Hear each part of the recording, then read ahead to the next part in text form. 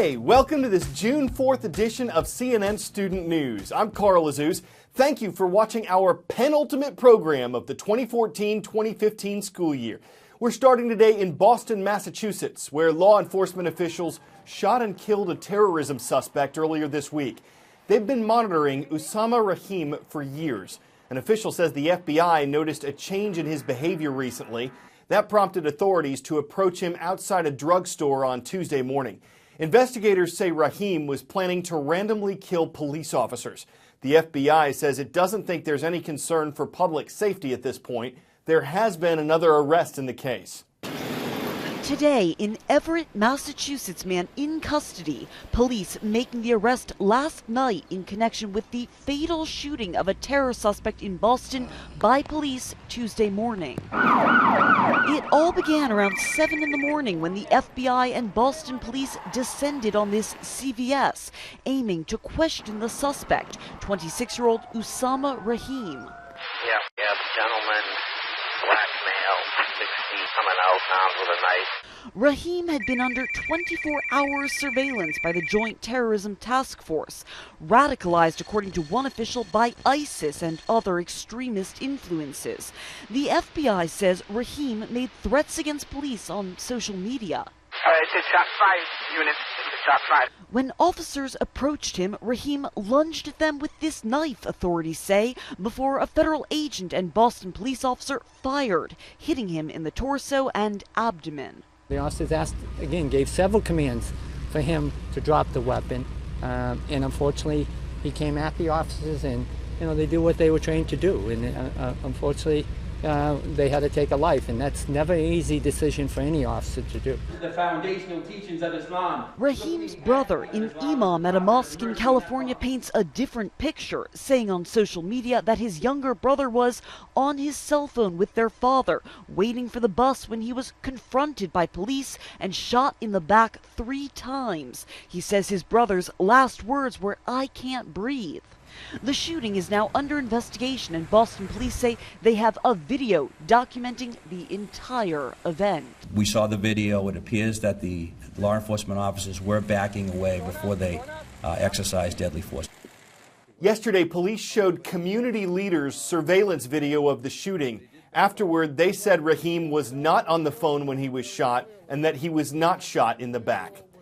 Updating you now on political news. There are 2 new names on the list for the 2016 U.S. presidential race.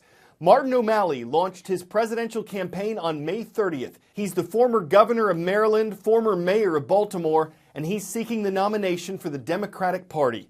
Lindsey Graham made his campaign official on June 1st. He's a U.S. senator from South Carolina, and he's seeking the nomination for the Republican Party.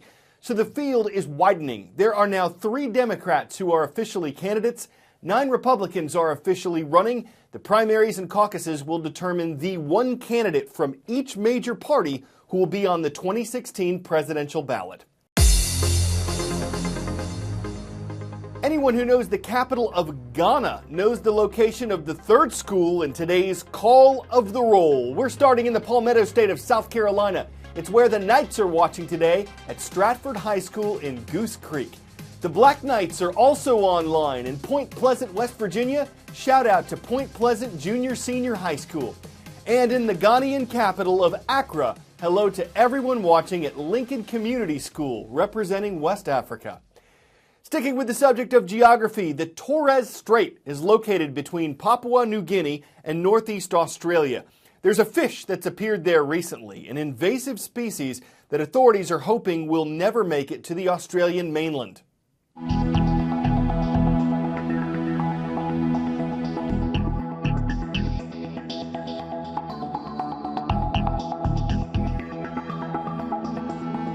They're actually able to pull themselves out of a waterhole and move across land into the next waterhole.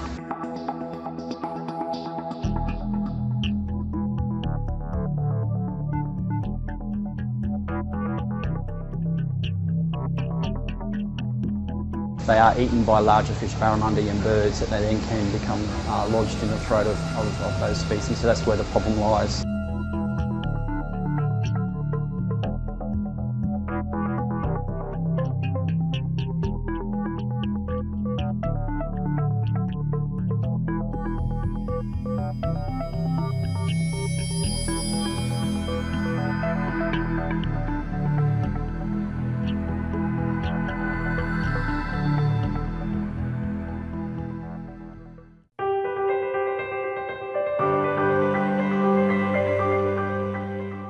When he was a student in India, Adarsh Alphonse got in some serious trouble for doodling.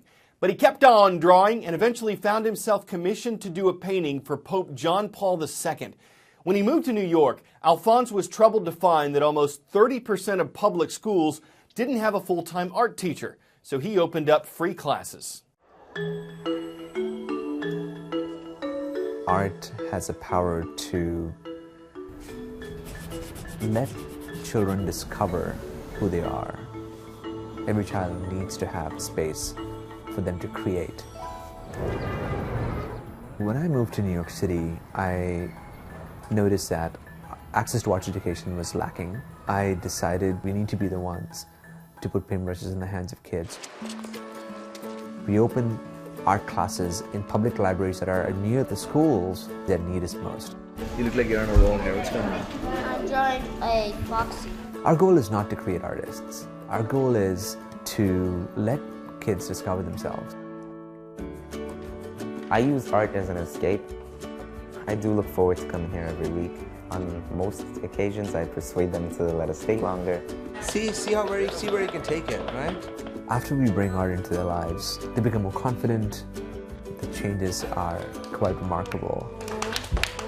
Here it is. At the end of every semester, we showcase the students' artwork in contemporary art galleries in New York's art district. I tried to use some water to make it darker and some blue for the water. When I saw my artwork in a real gallery, I feel proud of myself. Jada, that's amazing. I hope it sets a spark that it's okay to chase after your dreams, but you should go after it boldly and fearlessly, and that anything is possible.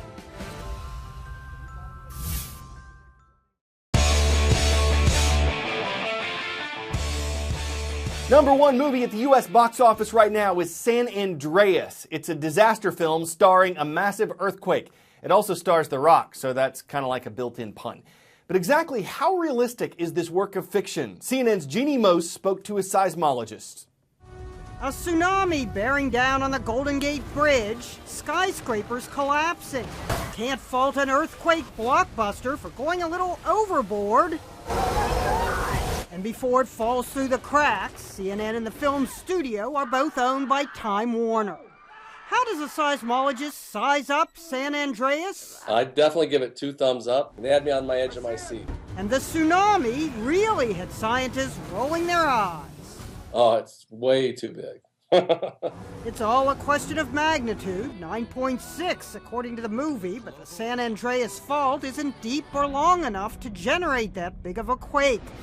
2 cities get hit. Could you lose both cities, San Francisco and LA? I think it's highly, highly, highly unlikely.